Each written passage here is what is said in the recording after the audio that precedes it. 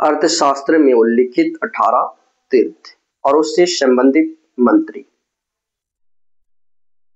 पहला जो तीर्थ है वो मंत्री है। तो मंत्री को उस समय, जैसे कि अभी प्रधानमंत्री को हम लोग उस समय मंत्री कहते थे और प्रधानमंत्री को पुरोहित भी कहा था। युद्ध विभाग के जो मंत्री थे उसको सेनापति कहा जाता था।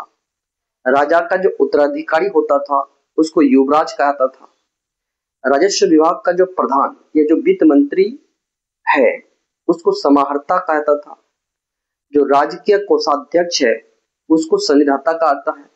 कमिश्नर को प्रदेष्टा कहा जाता है। सेना का संचालक को नायक कहा जाता था। उद्योगों का अध्यक्ष को कर्मांती कहा जाता था। पुलिस अधिकारी को दंडपाल कहा जाता था। नगर का प्रमुख न्यायाधीश को व्यवहारिक कहा जाता था। नगर का प्रमुख अधिकारी को नागरिक या पौर कहा जाता था। राजकीय दुर्ग रक्षकों का अध्यक्ष दुर्गपाल को कहा जाता था। सीमावर्ती दुर्गों का जो रक्षक था वो अंतपाल। वन विभाग का प्रधान था आटविक। राजमहलों की देखरेख करने वाला जो प्रधान होता है उसको द्वारी कहा जाता था। अंतपुर का अध्यक्ष को अंतर्वशिक कहा जाता था और परिषद का अध्यक्ष को मंत्री परिषदाध्यक्ष कहा जाता था। तो ये है अर्थशास्त्र में उल्लिखित 18 तीर्थ।